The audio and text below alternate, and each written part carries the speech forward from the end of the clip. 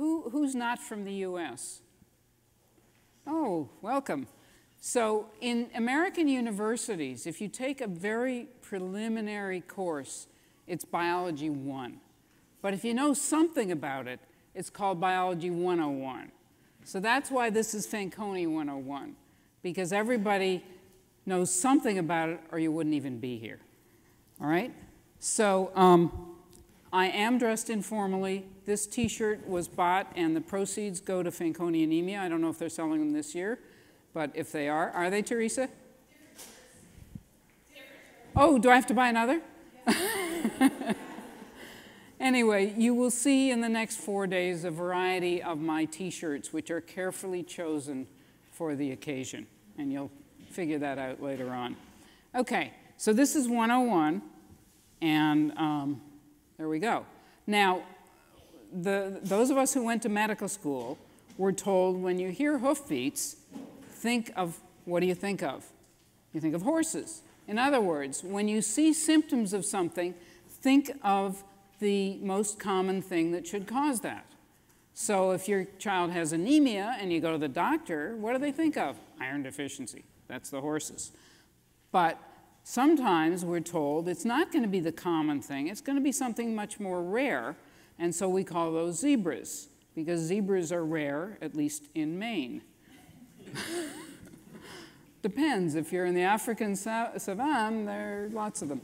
Okay, but what Fanconi is a unicorn, okay? It's even more rare. This actually happens not to be a unicorn, but it's an animal that looks like a unicorn. All right, so Fanconi is really rare. How many of you are the only Fanconi in your doctor's practice? Okay, a fair number, all right?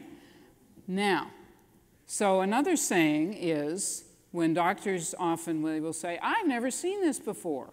Well, really, they've never recognized it. They may very well have actually seen it. That's our problem. So how many of you, this is your first time at camp? Okay. Now, this lecture is for you. There are a few old hands here, like the Frohmeyers sitting there, who've heard this twice a year for 20 years, but they keep waiting for me to say something new. Tomorrow I'll show some animal pictures. Okay. How many have been here before? Okay. So the new people need to really focus in on the people who've been here before. And with Nancy Sincata, whom if you haven't met her, you will have lots of opportunities to interact. And that's what this is really for. I'm happy to have you learn some of the science, but the really important part is to take home from each other how to manage, what to do, what happened under certain circumstances, and develop your network. How many are 18 years old but have FA? None in the room, okay? Sometimes there are. There won't be very many this year because there was a meeting of adult patients in March. And I think that's great, but it's sort of self-defeating, which is then they've been. Now, how many think that the diagnosis of FA was initially missed by at least one physician? All right? So that's the majority, okay? And how many were actually called Vawter syndrome? All right. Oh, yeah. So I'm going to tell you a little bit about that. That's a very rare association of physical findings. It's literally called an association, not a syndrome. Probably has multiple causes, one of which is FA. So as I say, this is 101. A little bit of an update, and you'll hear a little bit tomorrow about what we've done at the National Cancer Institute. And then hopefully it'll address some of the concerns of those who are new to FA. And this is really a very intense period of time. The kids have a great time. The adults have a good time. I'd love for somebody to say, I had a wonderful time, but maybe we'll wait. And this is all in 50 minutes because my timekeeper is sitting here. She's going to throw chocolate at me. Okay, so there are a group of disorders called the inherited bone marrow failure syndromes, abbreviated IBMFS. Fanconi anemia is at the top of the list. There are several others, and those of you who are sitting in the waiting rooms of pediatric hematologists at academic medical centers might in fact be sitting amongst these others. They all share a problem with their blood, either full-blown aplastic anemia or just anemia, low white cells or low platelets. They all share a risk of leukemia, and the Fanconi and the dyskeratosis share a risk of certain kinds of solid tumors, squamous cell carcinomas, which you're going to hear more about.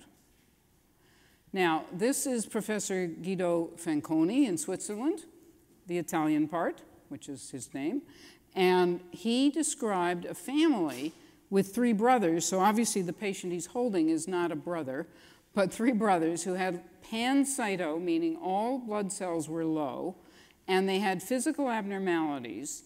And if anyone speaks German, it was called perniciosiform because the red cells are large and look like the cells they see in pernicious anemia, which is vitamin B12 deficiency. It has nothing to do with this, except the cells look the same. How many of you searched for Fanconi on the internet? Don't be shy. Okay. How many of you found something about Fanconi syndrome, which is a kidney disease? Don't get hung up on it. It's not what we're talking about. Fanconi anemia patients do have abnormalities of their kidneys in terms of where they're located. They're sometimes in the wrong place or they're fused together in a horseshoe shape, but they usually, not entirely, but they usually function well. In the Fanconi syndrome, they don't. It's the same Fanconi who described them 9 years apart, but it's not the same syndrome. So you have to read carefully. So, and by the way, people said, why are we calling this Fanconi anemia? It's really a syndrome. Well, the problem is the same syndrome was already in use. So it's autosomal recessive, and I'm going to explain the genetics to you in a moment. One of the very rare genes, FANCB, is X-linked, so the inheritance is the same as in the hemophilia, where only boys get it, but their mothers carry it. The Fanconi anemia patients often have physical findings, but not always.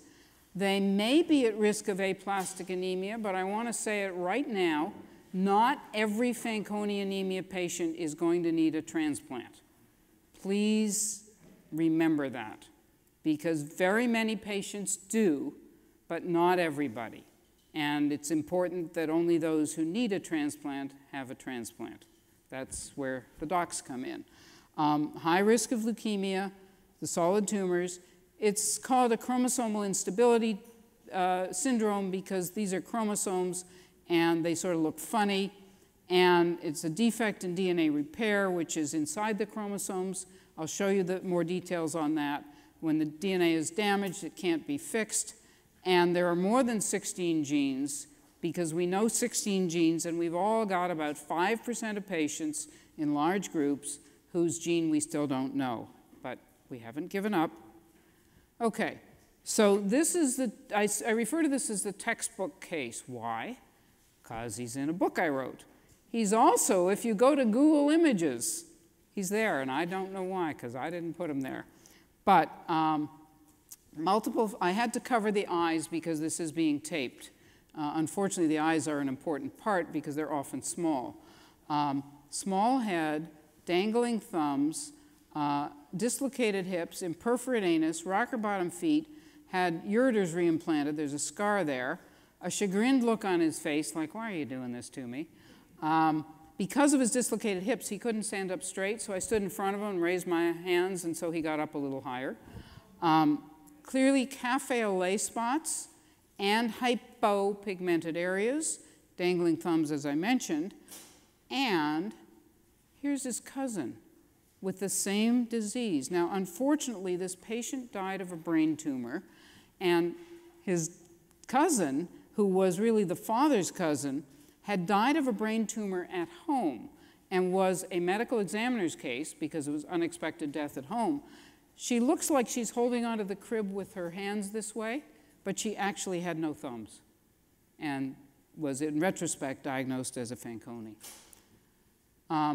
So I mentioned the Vawter syndrome. It's actually harder to say the longer abbreviation, but they have abnormalities of the vertebrae, the anal closure, heart defects, tracheoesophageal fistula, other atresias, shortenings, structural kidney abnormalities, and limb, which are usually the radius or the thumb or both, and some with hydrocephalus. And in the literature study of more than 2,000 cases, more than 100 actually met those criteria, although only 29 had been called Vawter by their initial physicians. And you can't see the red, unfortunately, but 103 out of the 108 had both kidney and radial ray abnormalities. So our message to the geneticists who often see these patients is if you see a combination of kidney and thumb, please think of Fanconi. I think there were several years ago when a couple of us were standing in the hall, and I think some of the people here will remember this conversation. The question that arose was, should we test every Vawter for Fanconi? And our esteemed Dr. Eichenfield ran over to his computer and printed out a paper saying every child with Vawter should be tested for Fanconi. So the question was asked and answered within 30 minutes. Okay, now these are adult patients, and some of them didn't know they had FA, all right? Now, some of them, if you pass them in the camp or in the hallway, you might think, oh, maybe they're FA. He's pretty tall. He's not the tallest. At the adult meeting, I met a young man who is 6'4", who has Fanconi. Yeah, I have a great picture of me between the two of them.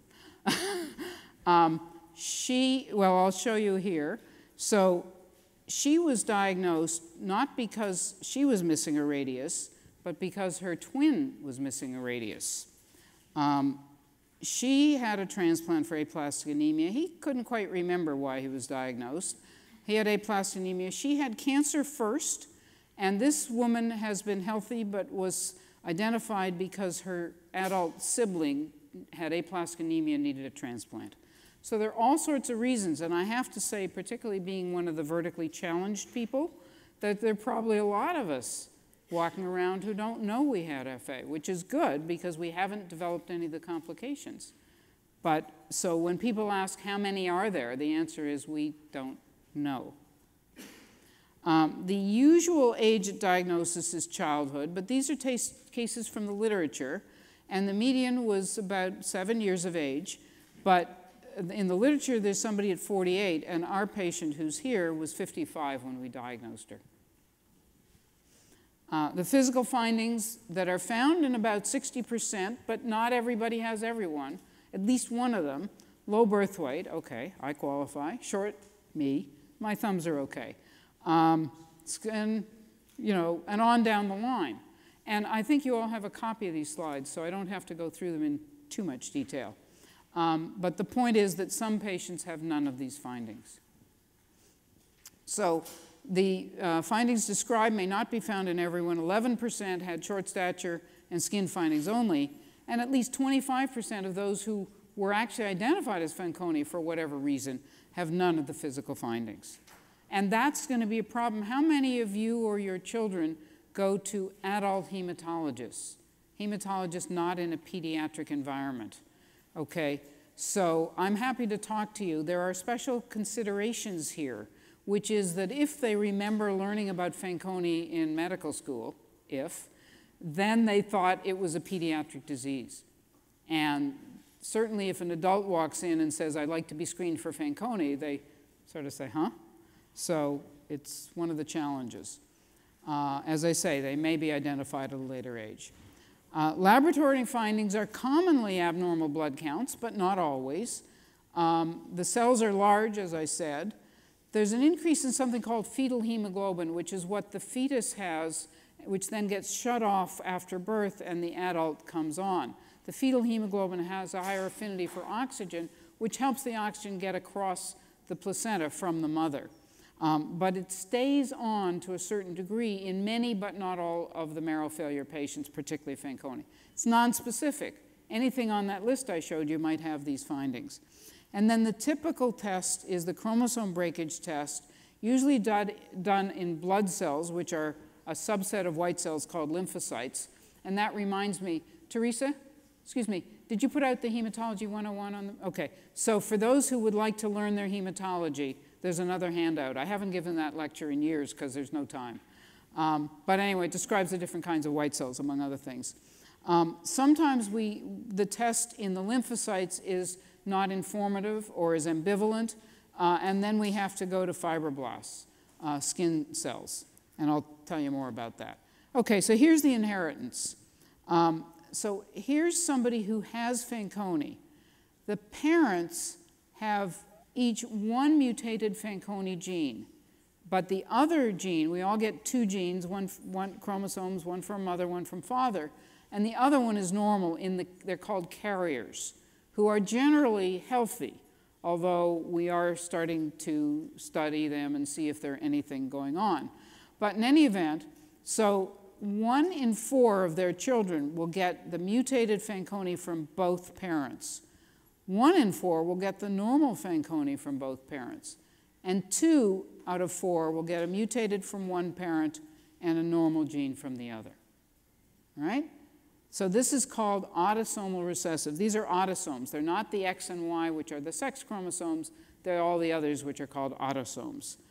Now then, we're sometimes asked now, what about the children of somebody who has Fanconi? So first of all, and there will be more about this later on, fertility is decreased in individuals who have Fanconi, and probably decreased more so in males, so I probably should have redone this diagram, but I keep forgetting. But in any event, if the parent of the child has Fanconi anemia, then that child will get at least one Fanconi gene, because that's all they can get from that parent. And they will get one normal gene from the other individual who is probably normal, because the carrier frequency, particularly of the same type of those 16, is less than 1 in 200. Now, where did that number come from? And this is thanks to Lynn Frohmeyer, who kept saying, where's this number 1 in 300 come from? So a long time ago in our history, Michael Swift, who's a geneticist, said that he lived in New York State and there were 12 cases of Fanconi born in a certain period, and he knew the birth rate, and he could do some fancy arithmetic called the Hardy-Weinberg equation, and he came out with 1 in 300. That's all based on 12 patients. We've been quoting that for, what, 30 years plus? Well, I work at the National Cancer Institute. I have a wonderful statistician named Phil Rosenberg. And by the way, we also know that the carrier frequency is about 1 in 100 in certain populations where they have what's called a founder effect. They're from the same ethnic group, et cetera. So what Phil did with the help of the FARF is got the birth rate of Fanconi. We assumed that they know about 60% of the Fanconi in North America. That's really hand-waving, okay? We know the general birth weight, and we too can do a Hardy-Weinberg, and came up with 1 in 181 with a confidence interval that statisticians like to cite. But in any way, it calculates into a birth incidence of about 1 in 130,000, not 1 in 360,000. Now, the caveat here, and in Israel, we confirmed that it was about 1 in 90 for the carrier, which is 1 in 35,000 for birth rate, which isn't so infrequent because of the carrier frequency of Fanc-C there. We didn't take into account the fact that there are 16 genes with different frequencies. And I have challenged Dr. Rosenberg to deal with this, but he has decided to move on to other scientific endeavors. You know, so the thing, if you're not a physician, you don't have to react right away to something. And if you're a statistician, you can react whenever you feel like it. Anyway, okay, so we're going to turn to DNA for a moment. So a mutation is a change in the normal structure of the DNA.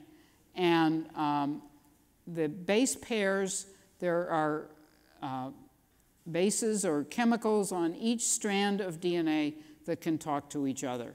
And if something damages that connection, then the function isn't normal.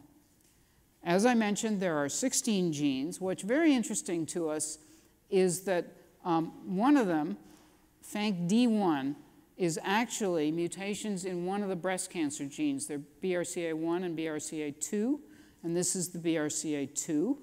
And then there are a few other genes whose proteins interact with either BRCA1 or 2. And in the carriers, there's a higher rate of breast cancer and ovarian cancer and some other cancers. So this, we're not sure what the connection is, except it seems to be a DNA repair pathway. You do not have to memorize this, only the hematologists do. But this just lists all the different genes, the frequency. So FANC-A is the most frequent. And as you see, that's the most frequent. That's the good news. The bad news is that almost everybody, except if they're in a founder group, have their own private mutation in FANC-A.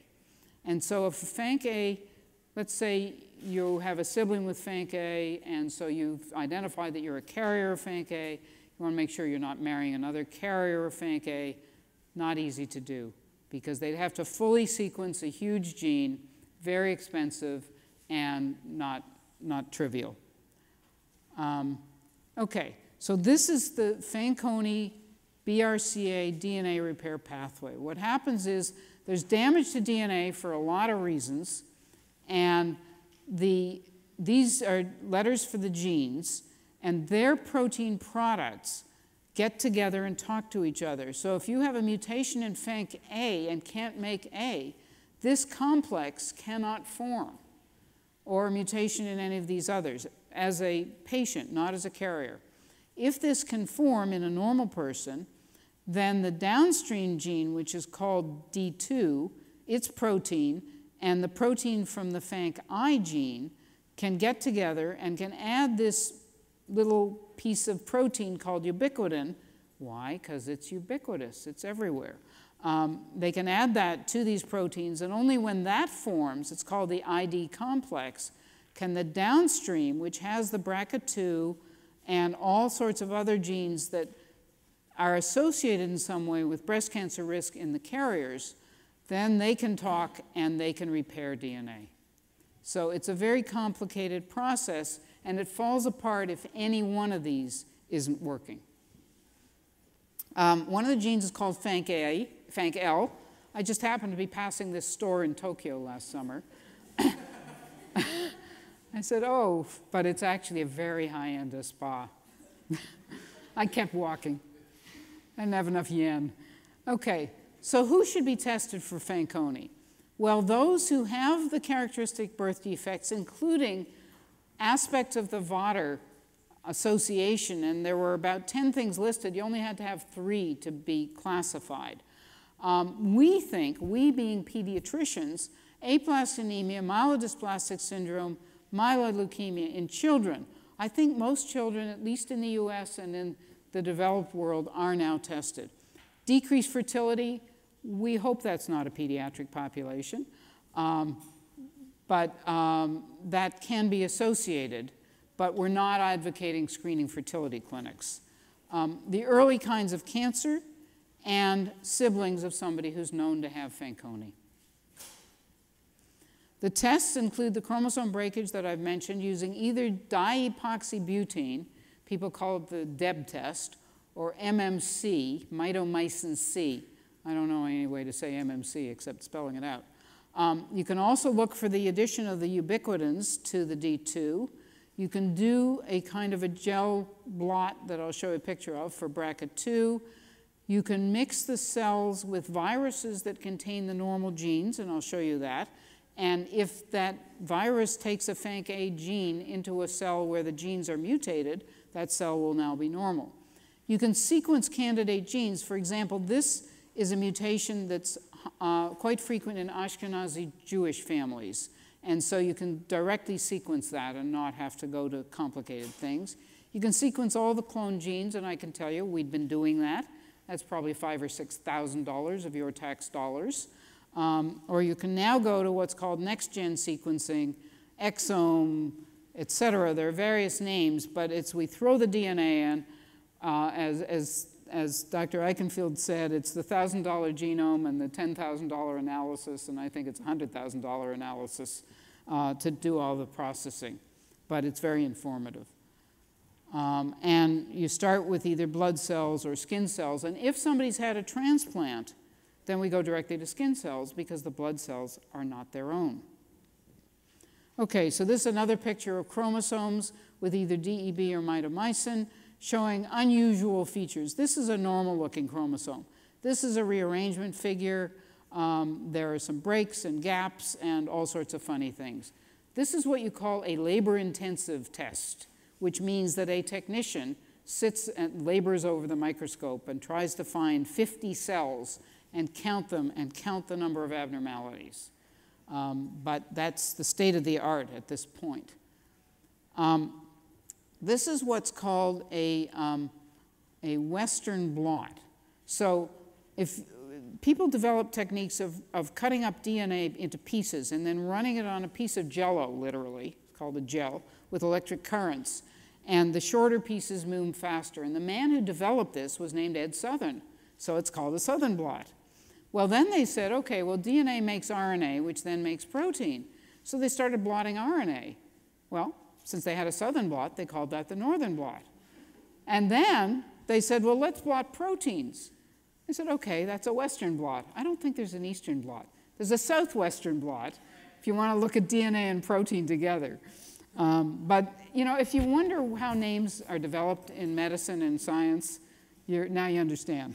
Okay, so in this case, the gel was run, and the parents have the usual band of D2, which is S for short. It runs faster through the gel. And then they have the ubiquitinated form, which is a little heavier, a little larger, so it runs more slowly. So you see a second band. And then in the affected individual here, there is no second band. So what that says is that the mutation is probably up here in the core complex and couldn't form the ubiquitinated form of D2. It could also be somebody who's missing D2 totally, but then they wouldn't have the shorter band either. So this is all stuff that, you know, we have to figure out. Okay, so if you want to do this complementation, you have some FA cells. They're sensitive to DEB or mitomycin. You add in, you transfect, you push into the cells viruses that contain normal genes. And now these cells are no longer sensitive. Then you complemented or corrected the defect in the cells. But if the cells are still sensitive, then you know that wasn't the gene. And the readout is shown here, which is cells were cultured with increasing concentrations of mitomycin and over a period of time. And you start with 100% cells alive, and then the cells grew poorly, except in one case when a retrovirus containing Fanc-A was inserted, they grew better. They still died off, but this is a log scale at required a much higher concentration of mitomycin to prevent the cells from growing. So this is how the complementation did. It's a very nice test, but it's not inexpensive. So, welcome to the modern era, as I said. We're back to DNA. We've got 46 chromosomes, X and Y, and the rest are autosomes. 2 meters of DNA for the non-metric people, that's a couple of yards. 3 billion subunits, the bases that pair together A, T, C, and G, and about 30,000 genes. And the gene makes RNA, which ultimately makes protein. So this is the really simple view of exome sequencing, which is you cut up all the DNA, you put it on a little tiny plate that has on it all of the normal genes that are expressed cut up into pieces. It's imperfect, it's missing pieces, but then you see what's missing, what's different in the DNA that you added compared with what's sitting on the plate. And then you get, I don't know, 300,000 output of genes to consider, or mutations, not genes, mutations within genes. And then you essentially filter. You look up all these, what's known and all the controls you have. You get rid of all the common stuff. And then you're left with the candidate genes, but it's plural. I think we're lucky to get about 200 candidate genes. And then somebody sits and literally by eye looks through the list and says, okay, that's a blood gene. All right, that's a heart gene. I don't care about it. Here's another blood gene. Here's one that might be in the pathway. Here's one that might be related to something in the pathway. And it's a lot of intensive labor. Many PhDs have been generated from these data. Okay, so this is about all I'm going to tell you about blood production, which is you start with a stem cell. And that divides, it can self-renew, but when it decides to advance, it makes choices between being a lymphocyte or being everything else, which are white cells, red cells, and platelets. And here they are. There are two flavors of lymphocytes, the T cells and B cells, which make the immunoglobulins. And then there are the white cells, the red cells, and the platelets, and they can make their children. And that's where you have to go back to Hematology 101. So here's a typical bone marrow biopsy from a normal individual. This person was probably about 50 years of age because there are white areas. The darker areas are cells. The white areas were fat in the bone marrow, which gets leached out in the staining process. This is a little piece of bone. And here's a patient with aplastic anemia. There's bone, there's a couple of cells, and there's a lot of white space. Either that or this person's 110 years old. All right? Okay. Now, there's something called Mosaicism. Who has heard of Mosaicism? Okay. Well, so who's seen mosaic tiles? They're different patterns. So they're not all the same color or the same pattern. And this happens in the bloodstream. Your cells are made by the stem cells that I just showed you. And every once in a while, in a Fanconi patient, probably in 10 to 15% of patients, it's really hard to guess, one of the stem cells actually fixes itself. And I'll show you that in a moment.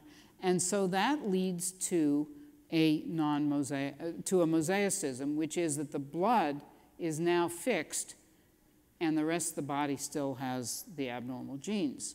So in these patients, the breakage test is either normal or close to normal, but the skin test remains abnormal. All right, now how does this work? So think of the little a as a mutation on a gene that is all A. And here's somebody who got one gene from the mother. Mother's a carrier, father's a carrier. But they also, each of them had a normal gene, which I haven't shown because it'd get too cluttered. So they were functionally normal, but the patient has only two genes that don't work. Okay? But when cells divide, the chromosomes have to find their partner. Remember, you get chromosome 1 from mother and chromosome 1 from father, and they have to meet up. And so they nestle up together, and then they start talking to each other as the DNA is replicated along the pathway. And then what happens is, in so doing, it crosses over. So the DNA replication is happening, it's doubling, it's copying, and instead of keeping going, it switches over and goes down the other. And now you end up with one chromosome that has two inactivating mutations, but it doesn't matter. It didn't work in the first place. It's not going to, twice nothing is nothing. But the other chromosome is now intact, which is like a carrier, like the parent of a Fanconi. All right? Now, just to let you know, I'm around for the next 3 or 4 days, so anybody who doesn't understand this, just come and find me. I will always be in the dining hall at mealtime. Okay. Okay, so what are the complications of aplastic anemia, leukemia, something called myelodysplastic syndrome, solid tumors, and liver tumors? And I'm going to discuss some of these. So aplastic anemia means that the peripheral blood counts are very low, and the bone marrow looks like that empty marrow I showed you. Acute leukemia means there are malignant, immature cells that are taking over. And myelodysplastic syndrome in the adult world means low cells, but the bone marrow is actually full of cells, but they're cells that are going to turn into leukemia.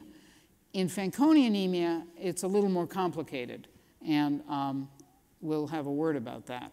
So if you have low platelets, they're called thrombocytes. That has to be a Greek word. But the symptoms of not having platelets, which are to keep your blood clotting when you have an injury, are bruises and those little pink spots that look like, called petechiae.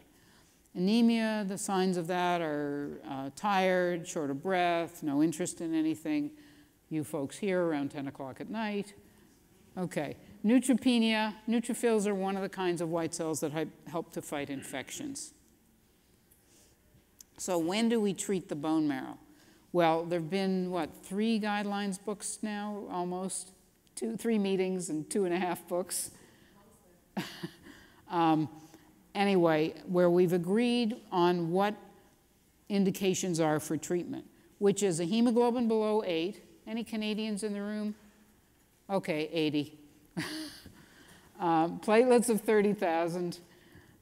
It's okay, I'm dual. And a white count of less than 500. All right, these are sort of, one or more of these say, okay, we got to do something. Or if there's leukemia, which is immature cells in the blood or an increased proportion in the bone marrow, or this pre-leukemic condition, which some of us are still trying to define clearly. How do we treat the bone marrow? Transplant is the first thing, if it's clinically indicated. Androgens have been used to sustain blood production. Growth factors occasionally, these can be erythropoietin or granulocyte colony stimulating factor called Neupogen. Gene therapy, are we going to hear about more of that this week? Okay, well, I'm not going to touch that. So the medical treatment, the usual one we use in this country, and I think in Canada, is oxymethylone, otherwise known as Anadrol. In other countries of the world, they have different names and different production and different amounts. So this is only the rule for that one. Another one is danazol, which is less masculinizing and therefore is highly thought of. Whether it's going to work in everybody is unclear because there hasn't been a clinical trial. Folic acid is a vitamin that we like to give everybody. It's pretty benign and it helps to make blood. Supportive care, of course, red blood cell transfusions for anemia, platelets if the platelets are really low or someone's bleeding. Just a word of caution, we do not recommend using any family members as donors because there are these tissue types that have to be matched called HLA, human leukocyte antigen, for the bone marrow, and they don't measure all of them when they test. They measure 12 of them, but that's not all. And so a family member may share a tissue type that isn't measured, but may sensitize the patient, who might then, when they get that bone marrow, see this as foreign and reject. We also like them to have the white cells filtered out because they can cause some reactions, and if possible, to irradiate as well. It doesn't damage the red blood cells because they don't have nuclei, but it kills off any of the white cells that made it through that might again sensitize the recipient. And antibiotics only as needed for infections, not prophylactically. So, transplant. You can use bone marrow, cord blood, or peripheral blood stem cells. And so we used to call it bone marrow transplant, BMT. We now call it stem cell transplant, SCT. The donor, if they're a related sibling or close relative, when the criteria are made, but alternative donors, and they're getting better, and there'll be a whole session on transplant, so I'm not going to dwell on it. But certainly if there's leukemia or aplastic anemia that doesn't respond to the androgens, these would be strong indications. Stem cell transplant. Okay, so the question that came up, I think, before the adult meeting was how many Fanconi have been transplanted?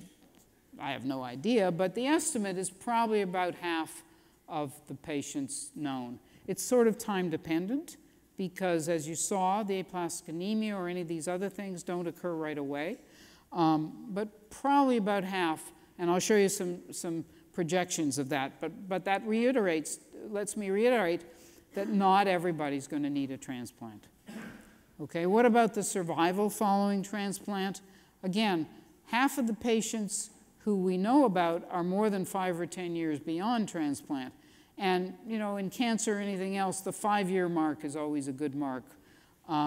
Overall, the estimate is that 80 to 90% will survive and hopefully do well, but there are some complications of transplant, and again, I'll save that for the transplant sessions. What about the age? Well, obviously, at whatever age someone meets the transplant criteria, and this is something that has to be considered because the transplanters are now urging for what I would like to call a preemptive transplant, doing a transplant when the patient is healthy, and that's fine, but half of those may never need it. And so there are trade-offs to consider. Okay, the cancers. This side are the leukemia. So in the literature of a couple of thousand cases, there were close to 200 leukemias, most of which are acute myeloid leukemia, which is not a common pediatric leukemia. That's usually an adult leukemia. Children usually have acute lymphocytic, and so they're a minority in this group. And then close to 300, so a total of over 400 had something, close to 300 with solid tumors, head and neck squamous cell carcinoma, either untransplanted or after a transplant, brain tumors, liver tumors, usually on androgens, but not entirely, and on down the line. And a number of patients had 2, 3, or 4 cancers, and I think, unfortunately, that would be true of any Fanconi patient, except the treatment of the first cancer is often very complicated. But if they survive and go on, that doesn't mean they're not at risk of another. So this shows the annual risk of adverse events, which, as I said, the childhood peak of bone marrow failure, or aplastic anemia. Acute myeloid leukemia is kind of a teenage risk, and the solid tumor risk is really increases dramatically as the Fanconi patient gets older. The cumulative incidence, as I said, is about half of the patients, as the first thing that's going to happen to them, may have bone marrow failure. About 10 or 15% may have leukemia as the very first event, and about 25 or 30% may have a solid tumor as their first event. So they add up to slightly less than 100%, but not totally. The relative risk of the different events, this is looking at the ratio of cases observed over the ratio of cases expected from the standard cancer registries throughout North America and other countries. And it's on a log scale. So what this says is that with solid tumors or leukemia, there's about a 50-fold risk compared to somebody of exactly the same age, the same sex, born in the same year, and of the same ethnicity. The head and neck cancer is in the hundreds-fold. Vulvar gynecologic cancer is in the thousands. Acute leukemia is, again, in about 800-fold. So these are very high risks, and that's our role, is to try to identify these before they happen or identify the best way to manage them. One of the things that I find intriguing is that the red marks are for people who didn't know they had Fanconi, but they developed a tumor, or they developed leukemia. And the blue are people who already knew they had Fanconi. So about 35% of patients in the literature with either head and neck or gynecologic cancer or some other, or leukemia, didn't know they had FA until they came in with their cancer. So why would Fanconi be diagnosed before cancer? Well, aplastic anemia, birth defects, or a family history. It's a short list. How about afterwards? All right? Somebody may finally look at the patient and figure it out. Family history is important.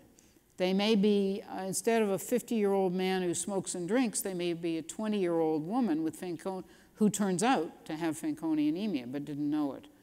They may have marrow failure that just was not properly identified, or they may be mosaics, as I explained, and so their marrow may actually be fine. And since that's what often brings the patient to the attention of the hematologist, that would be missing. So what are some of the causal factors for cancer? And you're going to hear more about this as the weekend goes on.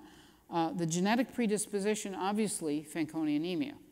But given that, within Fanconi anemia, remember there's 16 different genes at least, and there are 1 or 2 of them where there's an even higher risk of specific kinds of cancers, and we know what to look for.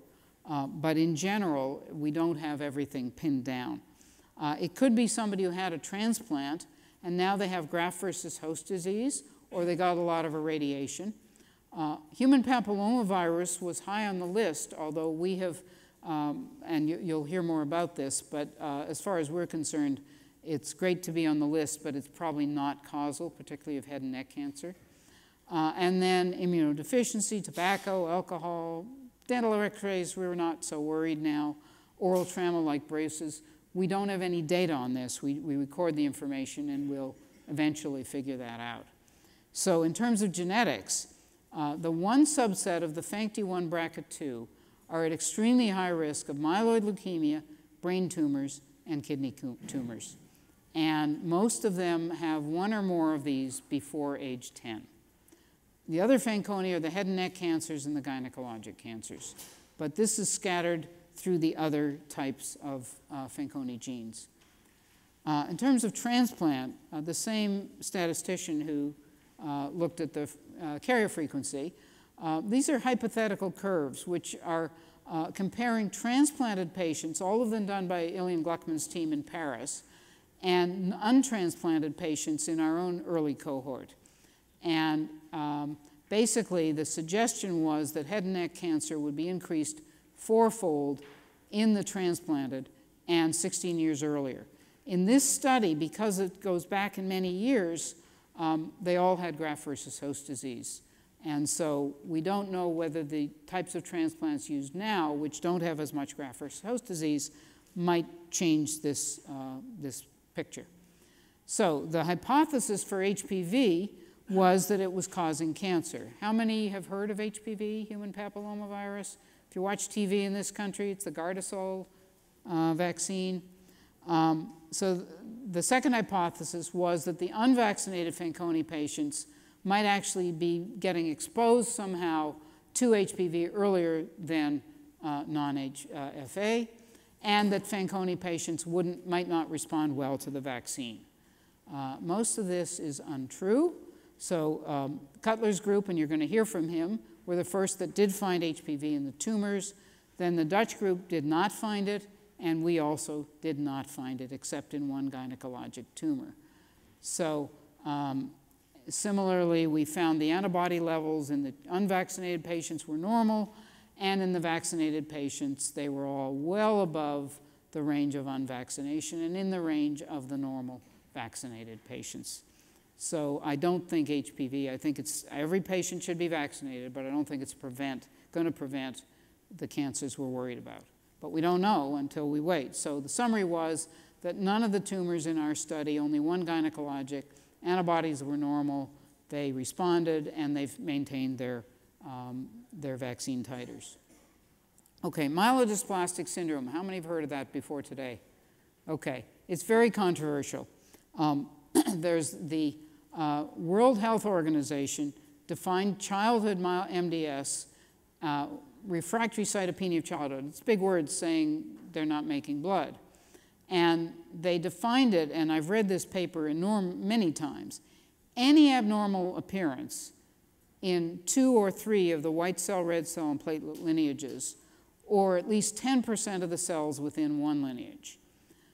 I've sat with the hematopathologists at the National Cancer Institute and at University of Texas, where I used to work, and we have defined it much more stringently because we didn't know what any means.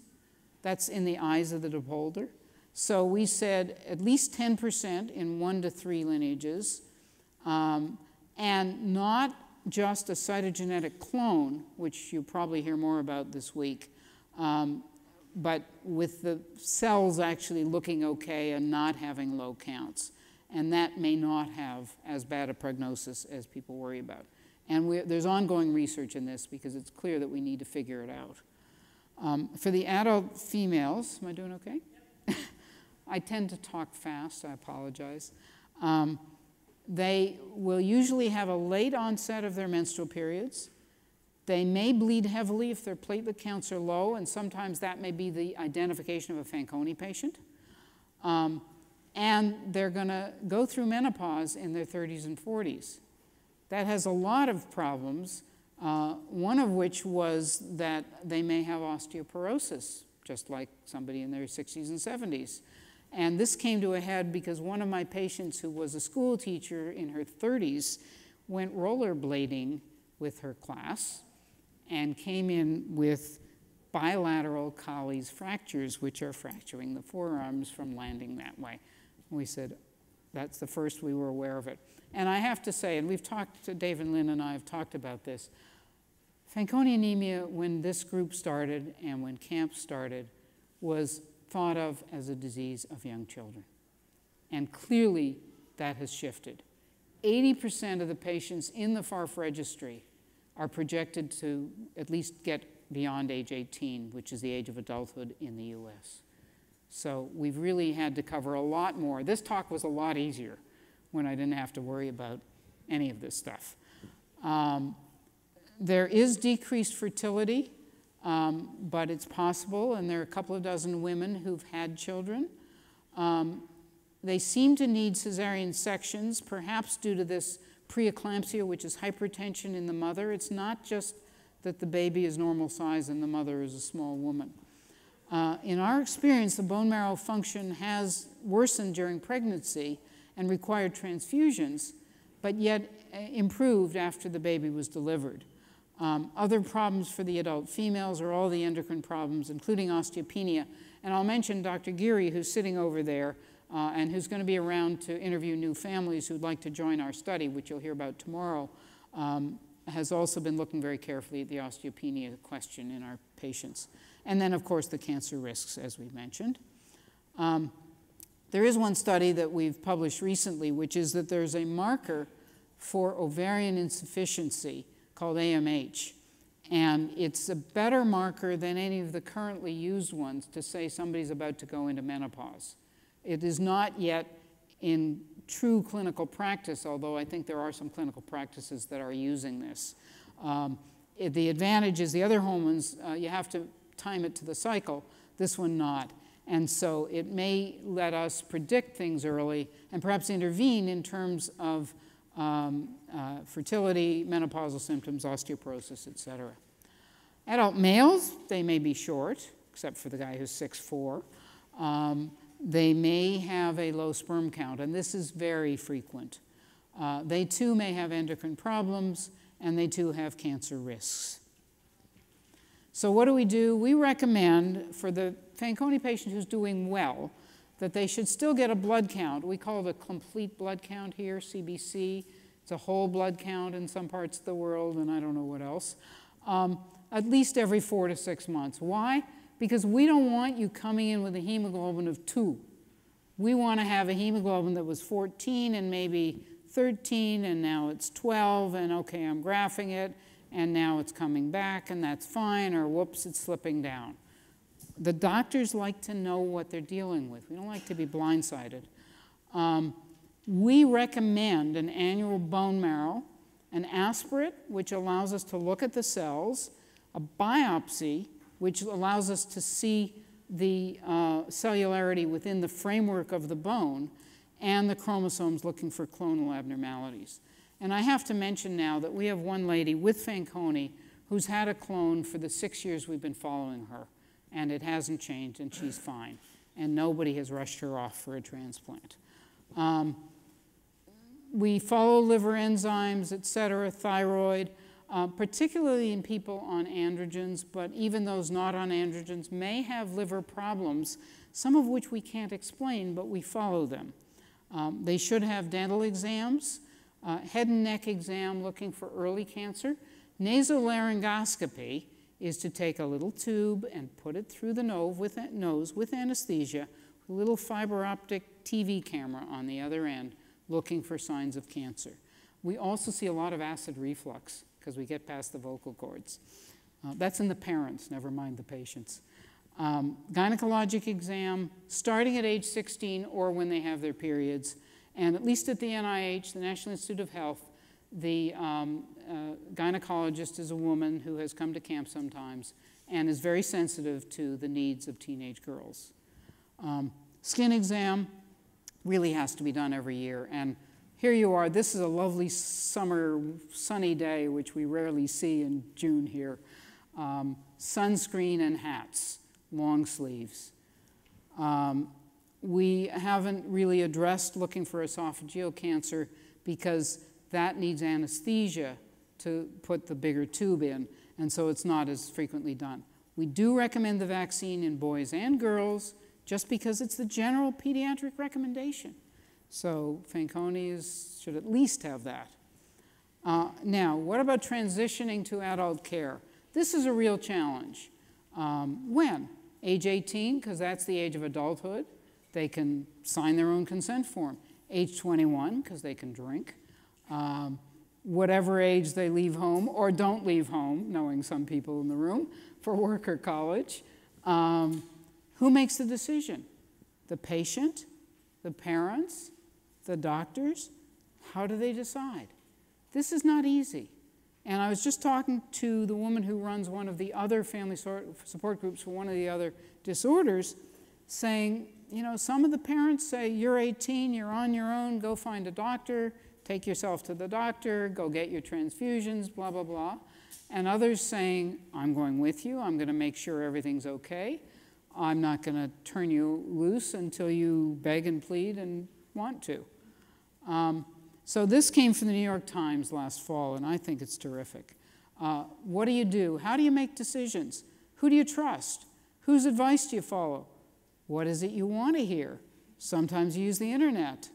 Sometimes mom. The important thing is a good doctor. How do you find a good doctor?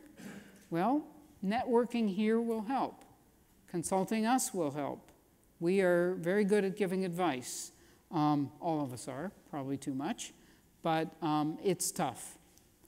Okay, so we have a website for those who haven't seen it. We have these brochures, which I assume are outside as well. And we have a lot of questionnaires. We have a lot of things here that you can click on and learn things. We ask a lot of questions because we're epidemiologists and we want to know what's going on. This cartoon was drawn by the teenage son of the nurse in our group. Well, he's now graduated from cartoon school. I won't say what his job is. He's looking for work as a cartoonist. And we have the brochure and the team. And Dr. Geary, as I mentioned, is here. Lisa Leithwood is my nurse who's been here a couple of times. And Carr's the genetic counselor who's been here once. And Maureen Risch is the other nurse who's online to come as soon as her kids get old enough for her to leave them. Thank you very much.